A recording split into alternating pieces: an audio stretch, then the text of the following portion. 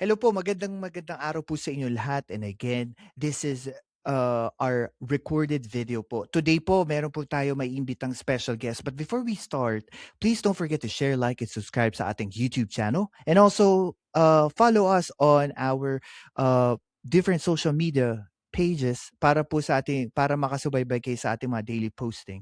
Using your phone, scan the QR code sa ating podcast para po makita nyo po ang ating mga daily posting. Today po, kapanapanabik na naman ang ating episode dahil pag-uusapan po natin ang walang patumanggang, sabi nga nila, na fake news sa ating Pangulo at ito'y dinidikit pa sa mga isyong kinakaharap ng ating bansa, especially oil crisis.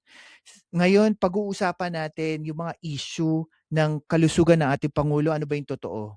Pati yung pagtaas din ng presyo na ikinakabit dito sa kakayanan ng Pangulo para maging presidente dahil nga maraming naglalabas sa mga fake news at susuriin natin kung sapat ba ang solusyon ng gobyerno at sapat din ba ang kalusugan ng ah, ating presidente. Because of that, we were given an opportunity dito sa recording natin. Isa po sa mga sabihin na nating viral ngayon pagdating sa politics. Talagang nung nag-live at nung nag-recording po kami, talagang ang dami pong mga sabihin na nating mga passionate bashers ni ma'am. Pero dahil po siya po ay highly requested sa ating channel, minabuti ko pong kulitin siya para bumalik. Please welcome po, Miss Pyra Lucas. Ayan. Hello po sa mga taga-subaybay dito sa channel ni Billy. Hello sa mga taga-pakinig. Hello sa lahat, sa buong mundo, sa Pilipinas, sa US at sa lahat ng sulok ng mundo. And Ma'am Pyra, before anything else, I know that like most of the people na talagang yung huli ho nating podcast talagang excited sila na ulit makita ulit po kahit marinig. Just for sabihin nating brief introduction po, if you don't mind, if you can introduce yourself to our listeners po. Hi, I'm Pyra Lucas, the chairperson and founder of United Filipino Against Crime and Corruption. Hindi po ako pro-politicians, pro-Filipino, and pro-Filipinas. So Mhm. again, hindi ako pro-politicians, pro-Filipino, and pro-Filipinas. Great. Ayan. And also, Ma'am Pyra, so far po, ngayong pag-uusapan natin, alam po natin that there are a lot of people na lumalabas ngayon sa social media that are saying a lot of malice at untruthful and fake news about our president po. I know you have connections inside the government right now. First question po muna, totoo ba yung kumakalat na that the president is ill, have a stage 4 cancer, or he cannot even be the president anymore because of his health? I guess ito ay isa sa kanilang propaganda habang papalapit ang impeachment. Mhm. Nakikita naman natin, kahit nakikita na nila ng personal, just like nung April 9 ba yon na nandun siya sa Bataan, Mhm. andun lahat ang mga media, almost 50 media ang andun, iba-ibang TV outlet at newspaper media, pero pinipilit pa rin nilang patay si Presidente. Kasi hindi, ang concern nila dito is guluhin ang utak nating mga mamamayang Pilipino para mawala tayo ng tiwala o para maniwala tayo. Ay, yung mga matatalino, hindi mo naman agad mapapaniwala dyan. Guluhin ang utak ng masa. Yun ang number one. And do you think that people benefit out of this fake news po? Makikita mo maraming naniniwala, pero karamihan trolling eh. Mm. Yeah. Puro AI. Yes. At, Yes. eh, So, yeah. And ano po sa tingin ninyo yung usual na parang sistema or modus ng mga troll na ito? ito ay yung mga kasi ngayon sa totoo lang, Billy, nakakahiyaman. Kung gusto mo ng troll PR Mhm. o manggulo, merong nababayaran ngayon. Oo nga 'no, ma'am, yung nakikita ko yung maraming cellphone tapos sabay-sabay sila nagme-message, nanonood. Yes, Yeah, yes, yes. troll So farms. nakikita mo, minsan ang friend niya isa, new account, marami 'yan, Mhm, 'di ba? So ang ano nito, ang punot dulo nito is to create, confusion, mhm, to create kaguluhan sa isip, to create, something not good in our government. Ako, I will tell you, hindi ko binoto ang unit team. Kasi siyempre, ako'y nag-aaral din naman kung ano yung dapat para sa ating bansa. Though isa lang ako, di mo naman maaano kung sino talaga yung boboto ng masa. Masa kasi ang problema natin. mhm. Yung 500, 1,000, 3,000, 2,000. Yun kasi, basta nabigyan sila ng ganon, boboto na sila. Ang nagiging battle natin dito is, from the very beginning, ikaw mismo na bumoto, corrupt ka. Tapos magrereklamo ka, corrupt ang iyong binoto. Nagsisimula kasi yan sa atin eh. 'Di ba? Tumanggap ka eh. Mhm. So wala kang choice. Alam mo kawawa dito, halos ang thinking voters yung mga taxpayers. Hindi ko naman sinasabing di taxpayers ang mga masa. Usually taxpayers sila sa mga binibili. Pero Mhm. yung sa income tax, halos wala. Kaso marami sila eh.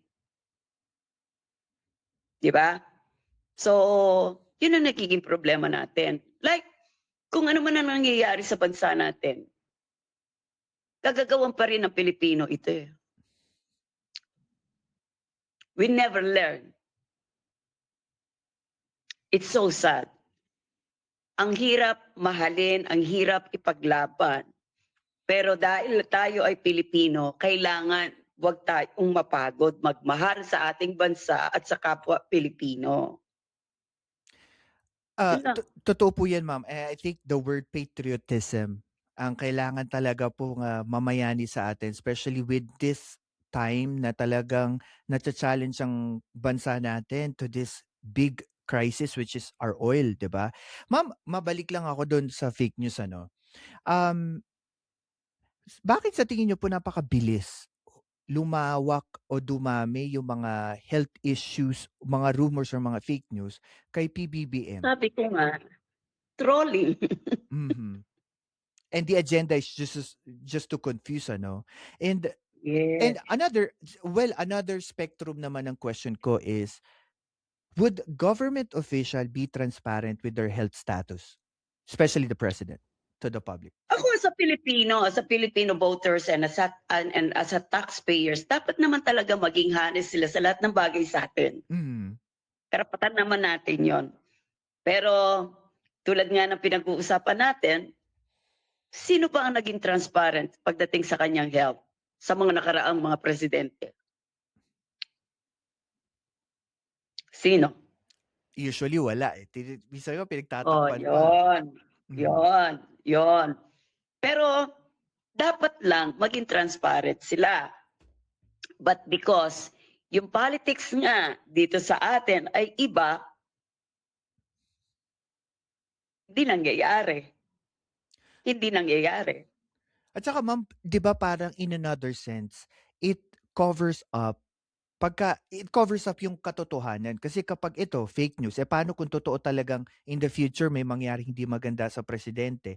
How will the people, perceive it kung merong ganito mga fake news na hindi naman totoo, pero sa future meron pala talagang totoong kailangan ikabahala sa pangulo, 'di ba? Kung may Alright, sakit or whatsoever. alright. I will give you some example. Mhm. Especially magmula nung may dengue siya, yung mga COVID na yan. COVID, Ang buhay ngayon is unpredictable naman talaga eh. Kahit wala kang sakit, bukas hindi ka nagigising. correct. Tama? Mhm. So, Kung namatay naman siguro ang presidente, kung ayaw nilang i-divulge talaga ang tunay nilang health condition, kasi wala pa namang nakapag-compel sa isang presidente.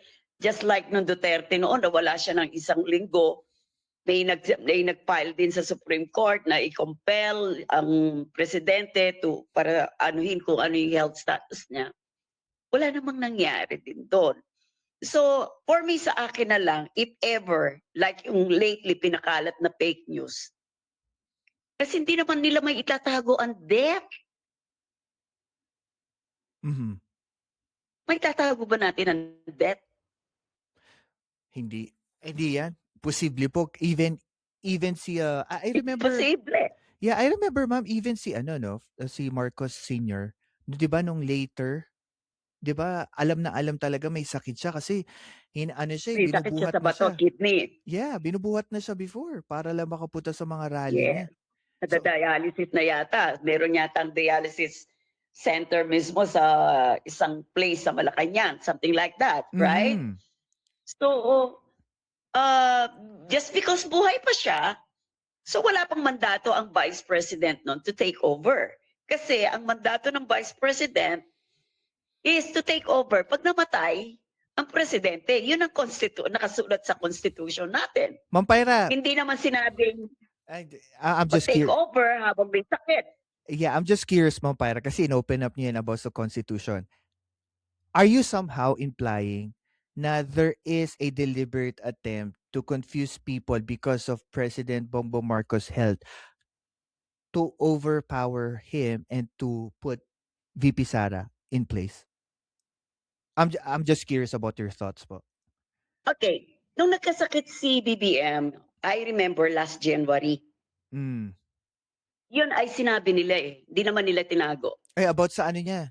About sa diverticulitis. Yes. Mhm. Broadcast naman nila yun eh. Hindi naman nila tinago, right? So, what more? Ang death, hindi mo siya matatago. Like yung sinasabi nilang, nasa rep na, namatay siya ng 2:51 a.m. or whatever like this. You know, you can never hide death. Mhm. Magmo-mourn talaga, mag-aano talaga ang family or family friends. Hindi natin maitatago ang death just to stay in power.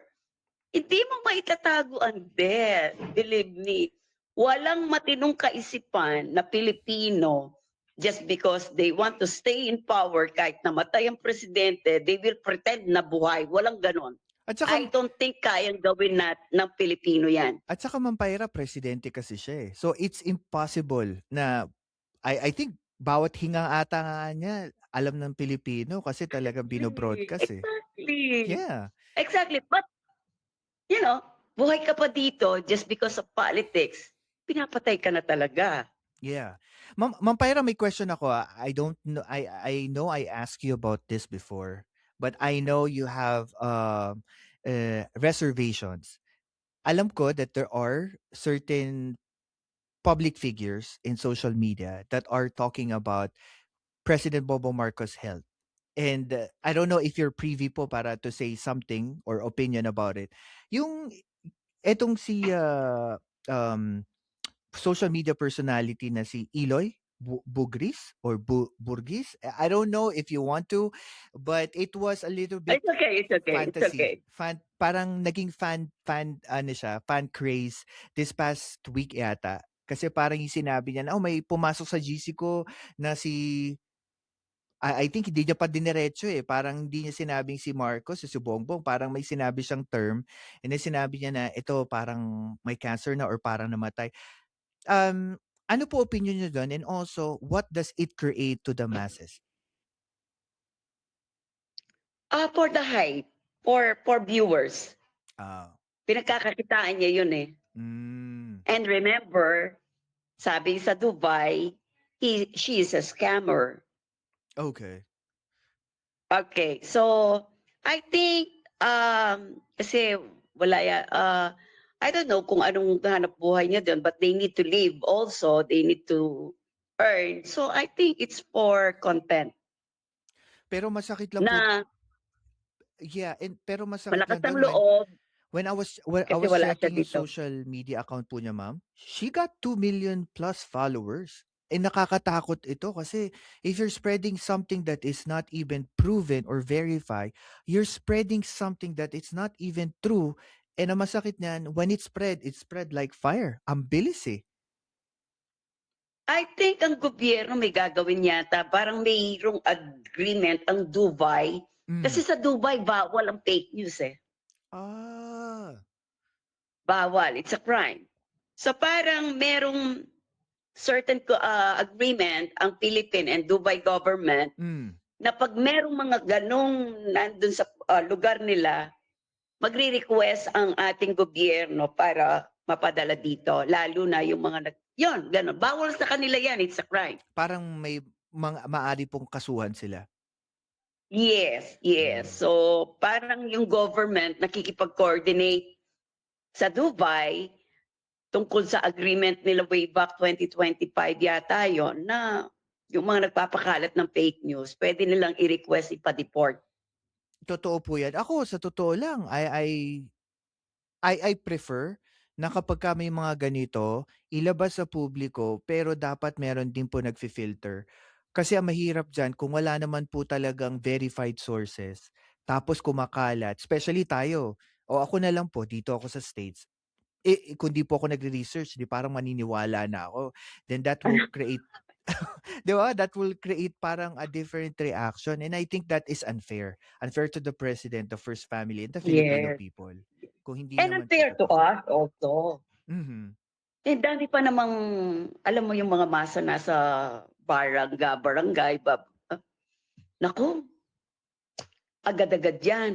Ang marites, ang tsismis yan, pinapaniwalaan sa mga ganong klaseng mga issue. Pinapaniwalaan yan. So, I guess ngayon, even Maharlika, ginagawa niya yan. Nandiyan siya sa US. Mhm.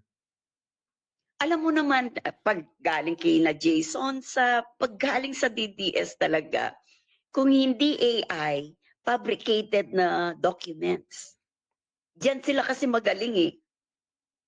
And then kapagka naman po china-challenge ang kanilang mga statement, they usually imply to the person na nagsasabi na parang, "Ikaw sino ka ba?" Or ganito ka, 'di ba? Imbes na you attack the message kasi kine-question ka, you're attacking the person that is giving the message. So parang nawawala Kasi po yung nga yeah. kasi nga dahil alam nila sa sarili nila, fake news lang talaga yon. Kailangan Hmm. lang nilang pakiran ang order ng kanilang mga boss, "O ipakalat niyo 'yan." Kailangan manggulo tayo. If you kung napanood mo yung sinabi ni Ramil Madriaga kanina sa Congress, Mhm. na gano'n ang ginagawa nila. Laging may Sabotage. gulo, laging Yeah. may issue. Mhm. Actually, 'yan ang pag-usapan natin later pero excited ako pag-usapan 'yan, ma'am.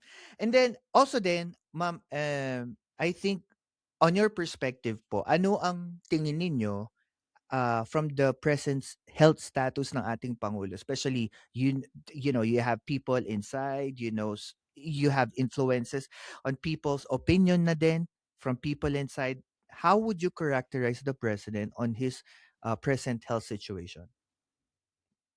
Well, hindi ko na lang sasabihin kung sino yung napagtanungan ko inside 'no. Ang sabi nila naagapan yung January case, health issue. Na lumala. So, sabi nila he is totally fine and in fact, nagbalik siya sa pag-e-exercise, paggi-gym. Mhm. Kaya lang kahit talagang ipakita mo siya sa TV, mananaig pa rin ang fake news sa Pilipinas. Imagine, nandun siya sa Bataan. Mhm. More than 50 ang mga iba-ibang media outlet do'n. Anong sinasabi ng mga DDS? Recorded.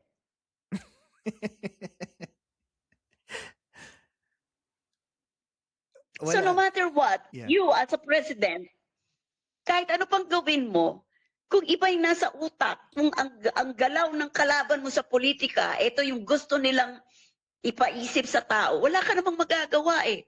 So, tama naman siya. I'd rather not to address it. Di bahala kayo.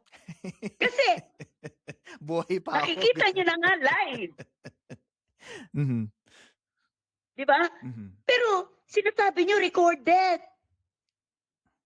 Yun ang hindi ko kaya, eh.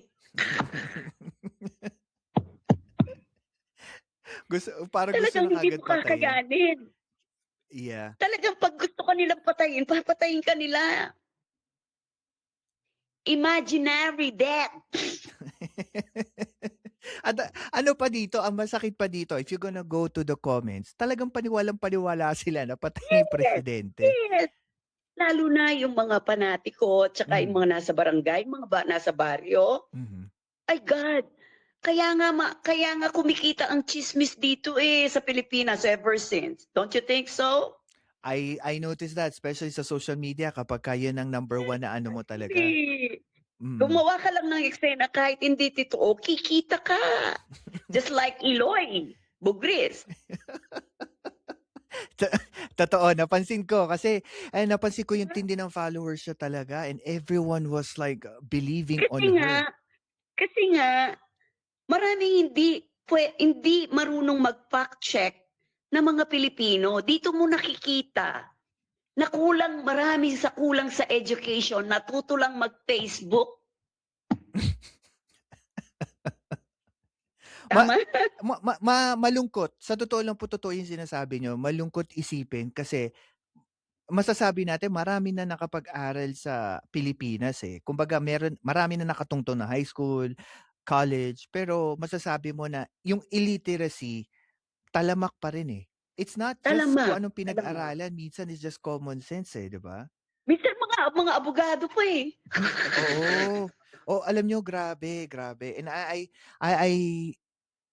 I felt bad kasi minsan nagva-vlog pa yung iba. You know si Rowena Guanzon? Maraming issue 'yan. You know what? Hmm, During her time na nasa COMELEC siya, mhm. I admire her. Me too, me too. I admire her. Pero nung pumasok na siya sa politika, bug, yun talagang 360 degrees ang At tsaka ma'am sabi ko, nag-ano, eh, nag-iba siya ng ugali niya 'no, kasi parang wala na yes, siguro nagkokontrol sa nakipagbardago kanya. lang, parang DDS na rin. Oh, yun nga po, eh. Nung ka-campaign pa siya, okey lang siyang magsalita, eh. Mhm. Pero nung sumahit na siya sa DDS, kailangan DDS ang atake mo kasi para mag-gain ka ng maraming followers, yun ang pang-come on nila sa mga followers. Yeah. Sad to say, because of politics, ibababa mo yung sarili mo? And I think Ew. Ma'am Pyra, totoo ba yun na even other people sa loob ng DDS, they don't support her even she converted? Kasi parang I remember even Attorney Topacio said something to her doon sa Nag-aaway sila kasi araw ng gathering. naman, 'di ba nag-resign siya, nag-retire siya as commissioner sa Hmm, COMELEC. mhm. Then may tumakbong may party list yung Pida P3WD, yeah. P3WD. Tatlo yata yung kandidato pero nakakuha sila ng isang slot. Siya yung pumasok. Kunyari nag-resign yung nominee. Siya yung pumasok. Mhm. Kaya lang, you are not part of the election of campaign of that year, pinadisqualify siya ni Duterte Party List. Hmm, Duterte Youth Party List, Duterte si youth. Cardema. Right? Mhm. So dahil sina Cardema at saka sina Tupacio, dahil Duterte diehard yan, ang ginamit yata ang abogado ni Duterte Party List ay isa si Tupacio sa kanyang mga advisor. Kaya nga nagkasuhan sila, eh. Until such time na pa-disqualified nila rin si Rowena. Si Rowena naman tinadtad ng cyber libel sina Cardema at saka Tupacio. So nagkaroon na sila talaga ng issue before pa? Yes, Hmm. yes. Ang bottom line diyan is, ang may problema si Rowena Guanzon. O kasi parang ano siya 'no, para siyang train wreck. Talaga lahat ano, kakaharapin niya walang filter talagang. Pero ewan ko po ma'am kasi ang ano ko nagiging issue ko sa kanya mostly yung ano niya, political ano, alliance niya, eh. Parang nagbabago lang siya Hindi depende kung hindi saan mo siya talaga benefit. alam kung ano siya, but for the Hmm, sake of politics papasukin niya lahat. Even ibababa niya yung sarili niya, totoo. gagawin niya. Yun ang nakikita ko sa kanya. So, you know what? I totally admired her before, but now, ew, actually binablock ko siya. Binablock ko yung mga page niya 'pag nakikita ko. Kasi ano ma'am, eh, 'no, yun nga sabi niyo bumaba na yung standard at para lumalagay, para ano na siya kung saan na lang siya magbe-benefit, yun na lang. Wala ng sense yung mga sinasabi niya. So, will you trust her? Ah, No, of course. no, no, kahit senador, hindi po. No. Mahirap 'yan. Pero ma'am ano, maiba tayo 'no. One of the things na gusto ko rin po pag-usapan which was, mentioned po ni President, Bongbong Marcos is yung issue po ng oil crisis. I know you are connected with business sa Pilipinas and I wanted to ask you 'no, your personal opinion about this. Sa tingin niyo po gumugulong po na mga polisiya po ng gobyerno natin about controlling oil prices. Do you think it would be beneficial sa Filipino? And also, what do you foresee po? Kung magtagal itong issue sa middle crisis, do you think that the government should do a long-term planning? Actually, kung yung giyerang yan biglaan lang naman yan, eh. Hmm, 'Di naman tayo pinag-prepare, eh. totoo. All over the world is not prepared. Mhm. Swerte nga lang yung mayroong oil reserve, right? Yes. But tayo, as one of the country na wala naman tayong pinagkukunan, kaya talagang masakit sa atin, masakit. Mhm. Kasi lahat naman ng gawin mo ngayon connected sa oil, eh. Mga produkto, Energy. pagluto, lahat yan Mhm. connected na yan sa oil. So now therefore, ang sinasabi ng iilang mga senador na gustong magyabang, hindi daw naka-prepare. Wala namang naka-prepare sa giyerang ginagawa ni ni Trump, yung presidente niyo. Wala po. Totoo 'yan. And I Basta think sinumpong yan ng saltik, I think boom! Ma'am Para ito pa, I think they are barking on the wrong trees, ika nga. Kasi anong kinalaman kay BBM, 'di naman niya puwedeng sabihin si Trump mag-stop. Exactly! Hmm, Bakit ngayon tinitira nila si BBM? Kasi ano yan, part ng kanilang black propaganda. hmm, While crisis, bugbugin na natin. Ganun yan eh. Pattern yan. Yan ang DDS narrative. Yan ang DDS script. You get what I mean? yeah. Sino ang presidente dito sa buong mundo ang gusto ng giyera, ang gusto ng biglang nag-triple? Ang wala. Nobody.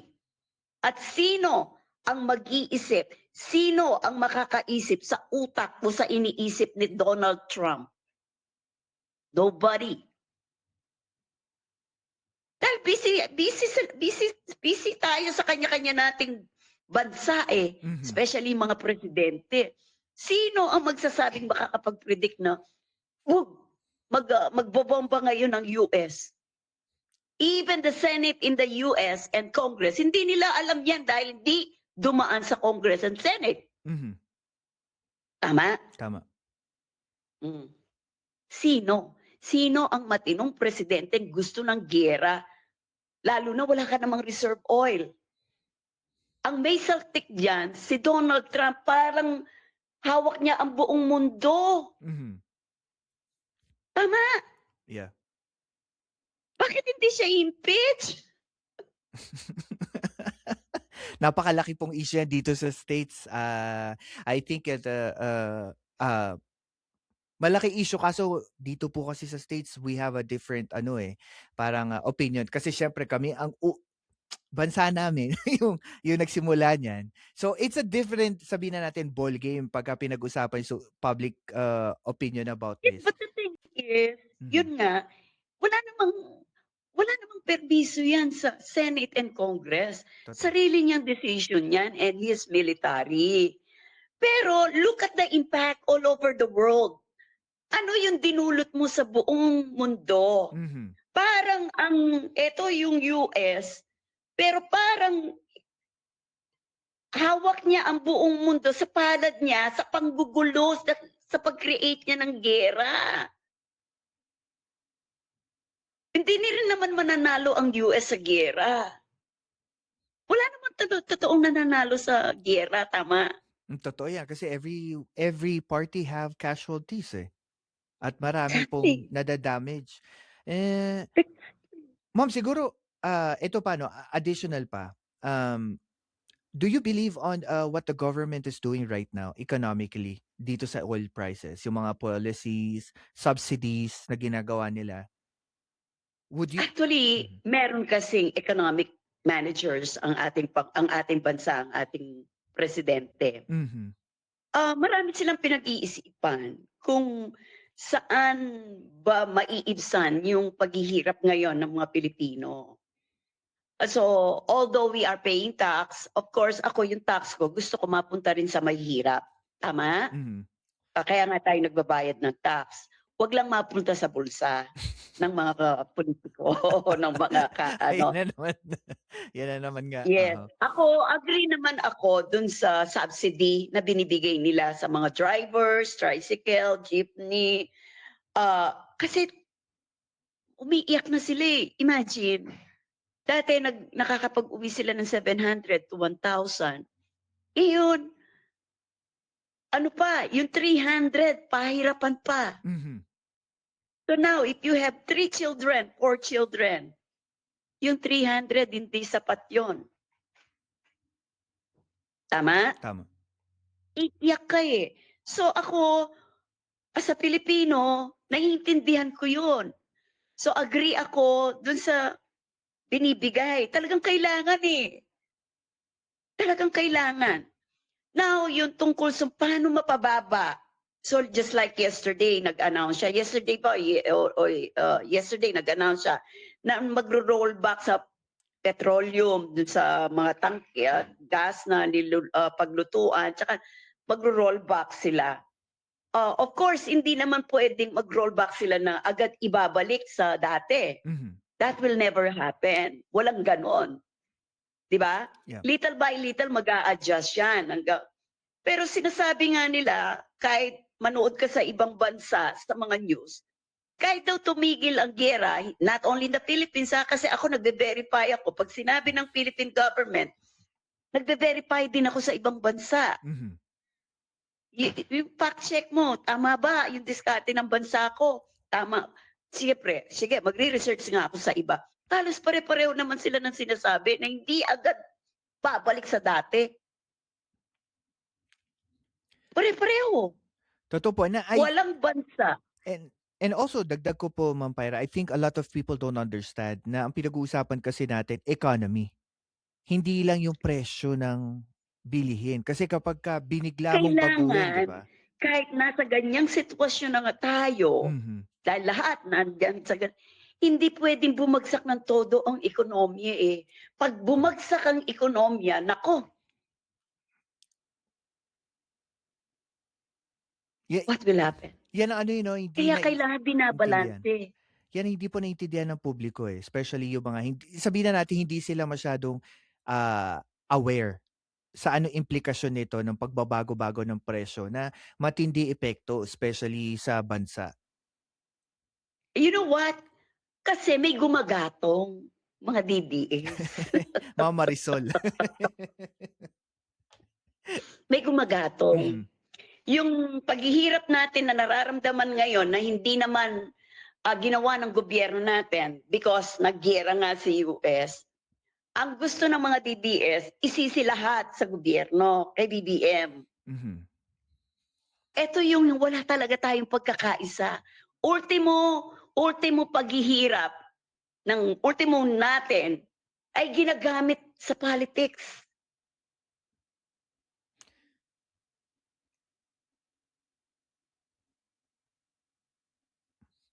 Kumbaga Di ba? isinasangkapan. Nakakalungkot. Nakakalungkot. Mhm. Imbis na tumulong sila, kung meron pala silang idea, bakit hindi i-brought up? Kung kaya, let's discuss this. Di ba? Pero hindi eh, ginagatungan pa. Yun nga, alam niyo, Ma'am Pyra, 'no, I think there was this instances in the middle of, issue about dito sa, impeachment proceedings. Para naging opinion nga ng isang analyst na, okay, kung papalitan natin si PBBM ngayon, ipapasok natin si VP Sara, anong guarantee ng bawat Pilipino na lahat ng problema, pati korapsiyon mawawala? Yun yung I'm parang sorry. sinasabi nila, 'di ba? I'm sorry. Sorry. Nakaka Nakakalungkot ng maisip sa mga gano'ng bagay. Pero Ma'am Pyra, before. Gustong-gusto na nga nilang patayin ito. Teka, pinapatay na nga nilang presidente, which is karumal-dumal yun. Do not Hmm, wish anyone dead or death or die. Do not. totoo. Bumaba na po Diba? masyado ang standard natin, parang sobrang Sobra. galit. Sobra-sobra. Mhm. Ito ay mga DDS, ano lahat yan, plano. Manggulo ng manggulo. Kaya nga may 18 Marines sa Umarites eh. Tas ngayon hindi na natin naririnig. Diba? Mm, Continuous pa yan. mhm. Gagamitin nila. Tignan mo si Kiko Barsaga. Pinakulong daw siya ni Marcos.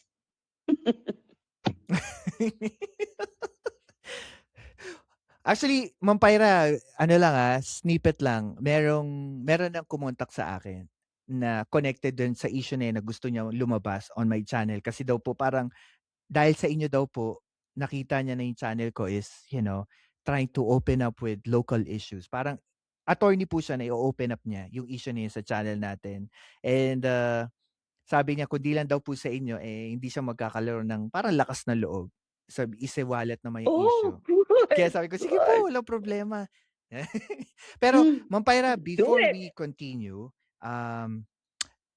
we're on our end part of our podcast. I know that we have a lot of things going on sa pinag-uusapan natin. Talagang pagkakaikausap namin, talagang ang dami natin na pag-uusapan. But before we continue, don't forget to share, like, and subscribe sa ating YouTube channel. And also, don't forget to scan yung QR code na makikita nyo po sa ating podcast for you to follow us on our different social media platform.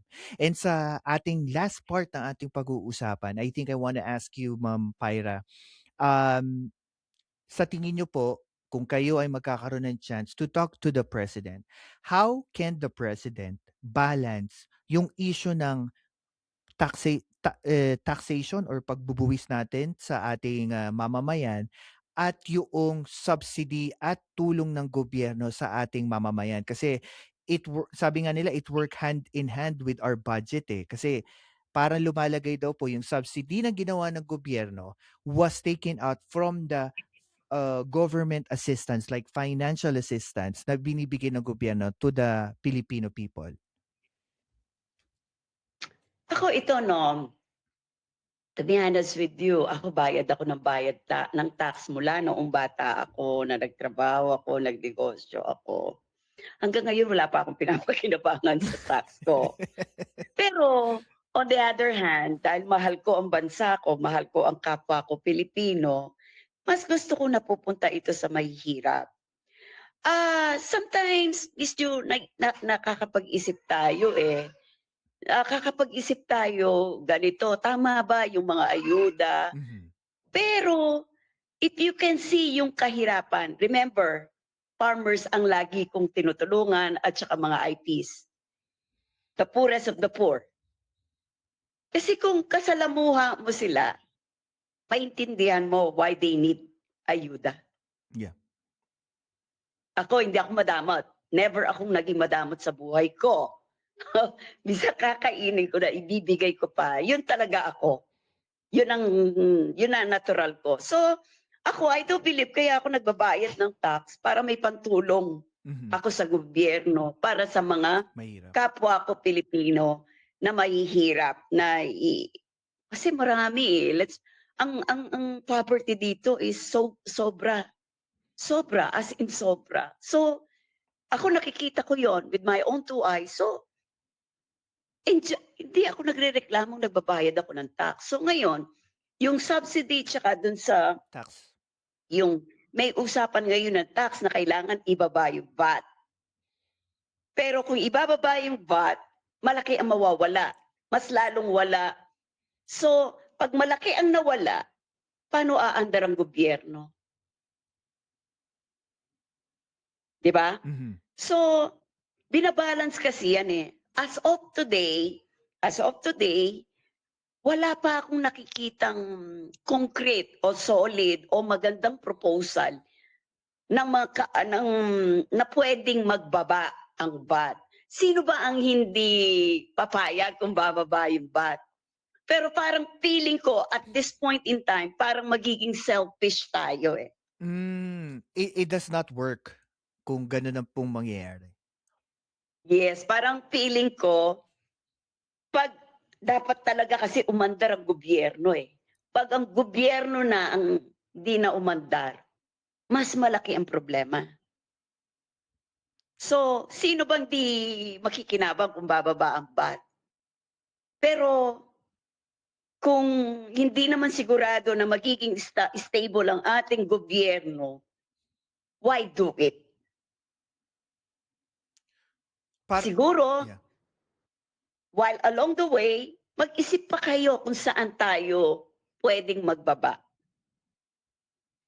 Hindi kasi pwedeng bumagsak ang gobyerno natin eh. Parang ano ma'am 'no, napakahirap desisyonan na Yes. mag-ano ka lang sa subsidy pero mawawalan naman ng income yung gobyerno or mag-tax ka, pero hindi naman kakayanin ng mamamayan kasi yun sa bilihin. Well, to be honest, hindi tayo ang may gawa nito. Yeah. Tandaan pa rin natin, hindi rin ginusto ng gobyerno ito. Like ngayon, sarado na naman yung daanan, yung passage ng mga ano, Mhm. sarado na naman, pinasara na naman ni Trump. Strait of Hormuz. Yes! So, ano na naman ang mangyayari? Correct. Uncertain. So, di kailangan, ano eh, ewan ko, hindi ko rin alam. Siguro kahit sinong economic managers ngayon, hindi basta-basta makakapag-suggest kung ano yung tama eh. Kasi ngayon, much needed ng gobyerno ang fundings, right? Para may pang-suporta rin dito kahit papaano, para gumalaw din naman tayo as a country. Sabi Gusto ko rin bumaba yung babayaran kong tax. Ma'am Pyra, sinasabi kasi, the reason why I ask you, kasi may mga kritiko ng Pangulo na sinasabi that the subsidy parang band-aid solution lang. Kasi mauubos at mauubos din ang ipapang subsidiya ng gobyerno sa oil. And they Hmm. were worried na kapagka naubos yun, what's the long-term plan? Kasi kung wala pang long-term plan na pwedeng ipasa ngayon ng mga, sabi niyo nga po, economic manager, lumalagay na parang nasa limbo pa tayo. We don't even know what the government will do tomorrow. Well, to be honest naman eh, kahit mag-check ka sa ibang bansa, like dito sa Asian countries na lang, yung hindi, yung kamukha din natin ng level, Mm. sila rin naman nag-iisip kung ano yung gagawin eh. Mm. Hindi lang naman tayo, sa totoo lang. Alam niyo Ma'am Pyra, Sila rin naman eh. minsan naiisip Mm. ko, which is ito ginagawa ng UK at saka, well, they're pushing this hard na to be energy independent. Kumbaga tayo na yung Dapat, nagpo-produce, 'di ba? Tayo na rin yung, 'di ba? dapat. Kasi parang we're always depending on other bigger countries. Depende. Tama yon. Mhm. And now, di ba bago pumutok yung giyerang na yan, all of the sudden, merong Malampaya. na-discover dito sa Palawan na another ano. Malampaya po. Yes, yung Malampaya kasi, tsaka meron ba dito sa other side? So, Mm. doon inaano na, parang, ewan ko kung pero kasi ano pa yun eh, it will not happen in 1 year or 2 years. So, it's a long, ano pa yan, long shot pa yan. So, I think, imbis na manggulong nga tayo, kaya nga nag-post ako minsan sa social media, sino ang makaisip ng magandang formula Mhm. na makapag-suggest sa ating gobyerno kung paano ang gagawin. Instead na manggulo. Kasi I don't think na ito yung time na pwedeng magpolitika pa tayo eh. Wala munang politika. Tulong-tulong muna. Kaya lang itong mga nanggugulo, maraming pera eh. Anda Ang da ang daming ano, eh, 'no? Magtataka ka talagang maano sila, matindi sila talagang bumanat sa social media. Pero Billy, yes, ma'am. yung lahat ng personality na nandyan para para ano, lahat yang kumita nung panahon ni Duterte, bilyones. That's what Hindi yan I've heard. magugutom. Yeah, that's what I've heard based on I my knew it. based on the people. Alam ko. Personal knowledge ko. Ay, ay, ay. Kaya malakas ang loob ko. Mhm. Pero Ma'am Hmm. Pyra, again, ito po I think we've already put justice sa topic natin. I think we're good. Later po I'll call you for our live. Pero sa mga listeners po, maraming salamat po. And again, hindi lang po politika ang alam ni Ma'am Pyra, pati economics. 'Di ba? Ang dami natin nauhugot kay Ma'am Pyra. Ayan, pero Ma'am Pyra, thank you so much po and I'll see you later po sa Alright. live natin. Sige, Thank you sige. po. Stop. Ako po si Banat Boy at ito ang Philcast kung saan ang katotohanan walang takot na sinasabi. Like, share at subscribe na.